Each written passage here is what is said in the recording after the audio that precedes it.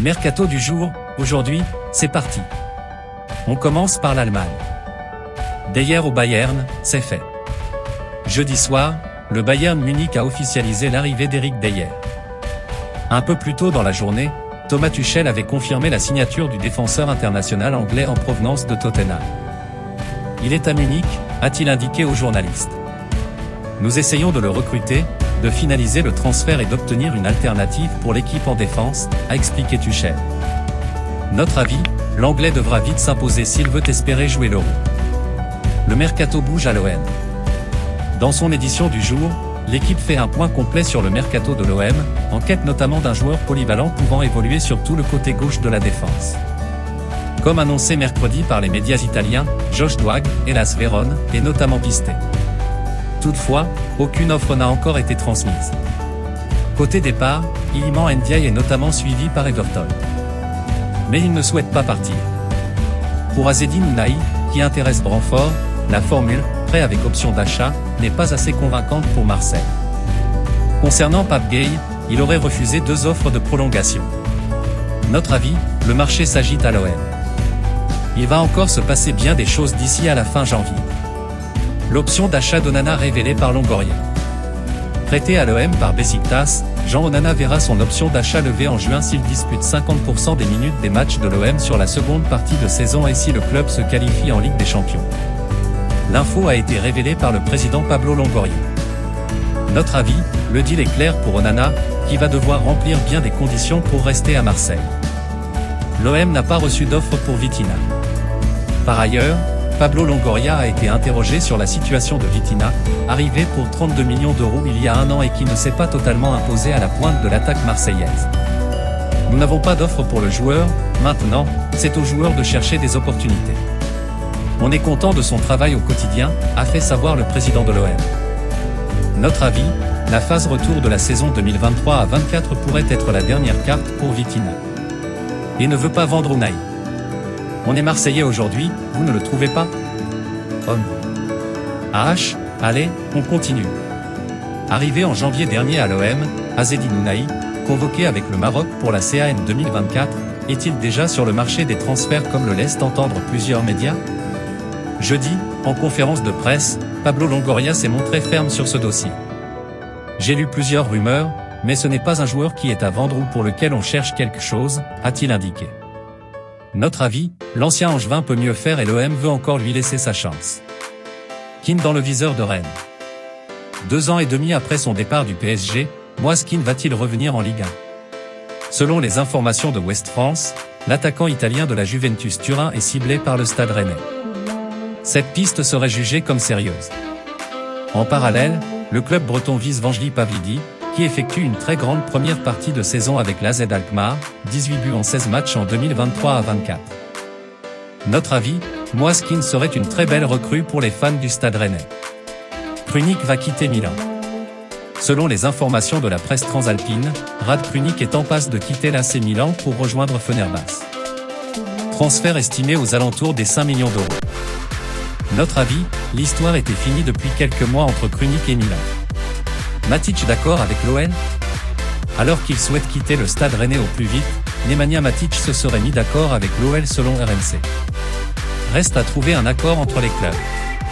Notre avis, ce qui semble certain, c'est que Matic va absolument tout faire pour quitter Rennes cet hiver. Bonucci signe à Fenerbahçe.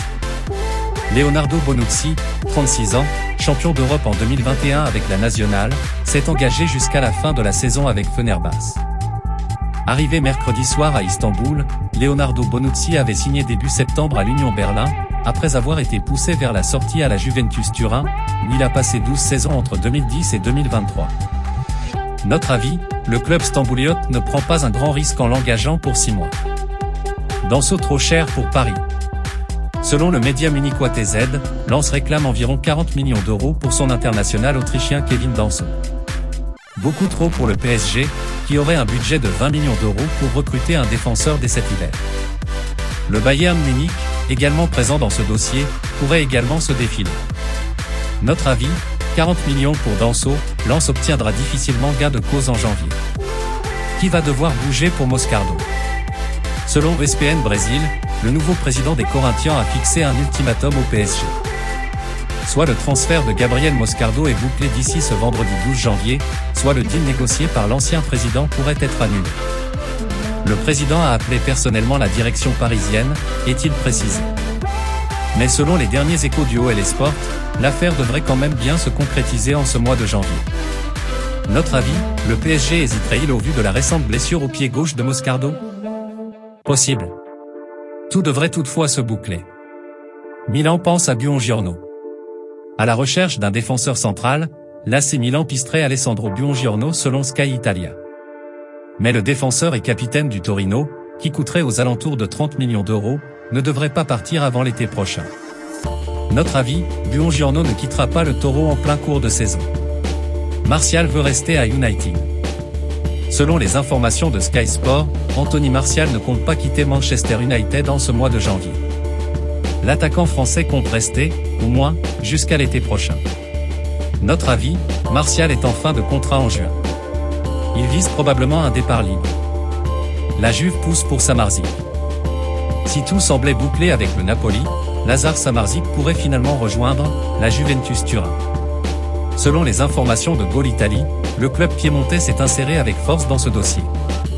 Un salaire de 3 millions d'euros serait sur la table pour le milieu de terrain de l'Udinese. Négociation en cours. Notre avis, duel en cours pour Samardzic. Comme rien n'a été signé avec Naples, la Juve espère en profiter. Charbonnier de l'AS à Bastia? Après avoir marqué 6 buts cette saison, Gaëtan Charbonnier, 35 ans, devrait résilier son contrat à l'AS Saint-Étienne, signé un contrat de 18 mois en faveur de Bastia. L'information est signée l'équipe. Notre avis, nouvelle étape pour Charbonnier en France. Et un joli renfort pour Bastia. Zielinski vers l'Inter. Selon la Gazzetta dello Sport, Piotr Zielinski, en fin de contrat avec Naples, a trouvé un accord avec l'Inter Milan en vue de juin prochain. Le deal serait donc officiellement bouclé, avec une proposition de 3 ans, plus option d'une année, et un salaire net de 4,5 millions d'euros plus bonus. Notre avis, Marotta, administrateur délégué de l'Inter, est un spécialiste des coûts à 0 €. En voilà un nouveau.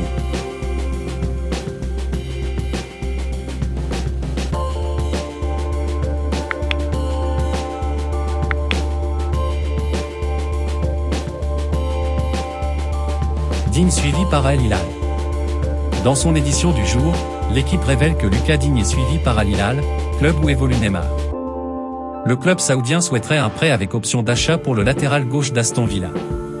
Notre avis, on voit mal Digne rejoindre le championnat saoudien en ce mois de janvier. Elia Zidane au Betis? Comme annoncé par l'équipe du jour, Elia Zidane, fils du champion du monde 1998, quitte le Real Madrid pour rejoindre le Betis Séville. Latéral gauche, le joueur de 18 ans espère avoir plus de temps de jeu du côté de la réserve andalouse. Avant, peut-être, de rejoindre l'équipe première. Notre avis, Elia Zidane était arrivé au Real à l'âge de 7 ans. Il se remet en jeu au Betis, histoire de continuer à grandir. Brassier veut rejoindre Milan. Selon la Gazzetta dello Sport, Lilian Brassier, défenseur de Brest, veut rejoindre l'AC Milan malgré l'intérêt de l'AS Monaco. Le club lombard ne compte toutefois pas dépenser les 10 à 12 millions d'euros réclamés. Notre avis, Milan fera difficilement des folies dès cet hiver. Pour Monaco, une relance n'est pas à exclure. Mbappé toujours plus proche du Real? C'est une information à prendre avec des pincettes. Mais selon l'émission espagnole El Chiringuito, Kylian Mbappé se rapproche de plus en plus du Real Madrid. L'attaquant du PSG est en fin de contrat. Notre avis, les rumeurs vont dans tous les sens pour Mbappé. Pour l'instant, rien ne semble tranché. Le PSG suit Medina. Très courtisé sur le mercato, le défenseur argentin Facundo Medina ne quittera pas le RC Lens.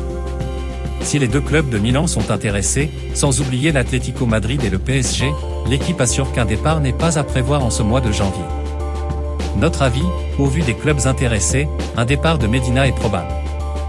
Mais l'été prochain, le Taureau concurrence l'OM pour Douag. L'OM pourrait se faire devancer dans le dossier Josh Douag. En effet, selon la Stampa, le Torino pourrait faire une nouvelle offre de 5 millions d'euros à l'Hellas Vérone pour son joueur écossais. Soit la même proposition que Marseille. Mais la demande reste de 6 millions. Notre avis, Marseille va devoir se presser s'il souhaite boucler ce transfert. Le Taureau presse. Tout se finalise pour Diallo à la Juve. Comme prévu, Thiago Diallo va bien quitter le LOSC dès cet hiver. En fin de contrat, le défenseur est attendu la semaine prochaine à Turin pour effectuer sa visite médicale selon Fabrizio Romano. Notre avis, simple question de temps pour Diallo à la Juve. Nantes d'accord pour Hudson. Selon RMC Sport, le FC Nantes a trouvé un accord avec Vasco da Gama pour le départ d'Hudson. L'indemnité de transfert est estimée à 5,5 millions d'euros sans compter un intéressement de 20% sur une future revente. Notre avis, 6 mois après son arrivée à Nantes en provenance des Corinthians, Hudson revient, déjà, au pays. Matic suivi en Premier League. Désireux de quitter Rennes et pisté par l'OL, Nemanja Matic intéresserait également Fulham selon Sky Italia. La chaîne italienne confirme d'ailleurs l'intérêt lyonnais pour le milieu de terrain. Notre avis, pour Matic, qui a tenté de calmer le jeu, l'avenir s'inscrit loin de Rennes. Marquinhos repart à Arsenal. Le FC Nantes a annoncé vendredi que l'ailier brésilien Marquinhos, 20 ans, qui avait été prêté pour la saison par Arsenal, a été rappelé par le club anglais. Le FC Nantes et Arsenal ont trouvé un accord pour le retour de Marquinhos dans son club d'origine, ont écrit les Canaries dans leur communiqué. Depuis son arrivée cet été, le joueur n'avait foulé les pelouses de Ligue 1 que pendant 150 minutes réparties sur cette apparition, dont une comme titulaire. Notre avis, c'était attendu et c'est officiel. Marquinhos Nantes, c'est logiquement terminé. Lodi proche de l'Arabie Saoudite. Arrivé l'été dernier à l'OM pour quelques 13 millions d'euros en provenance de l'Atlético Madrid, Renan Lodi va-t-il déjà quitter le navire olympien? Selon les informations du journaliste Fabrizio Romano, Al Hilal est en négociations avancées pour le recruter. Le club saoudien pourrait proposer environ 20 millions d'euros pour l'arrière-gauche international brésilien, 19 sélections. Notre avis, ce serait une mauvaise nouvelle pour Gennaro Gattuso. Voilà, c'est pour tout aujourd'hui, j'espère que la vidéo vous a plu, n'hésitez pas à la liker, partager et surtout vous abonner pour ne pas rater mes prochaines vidéos. Merci.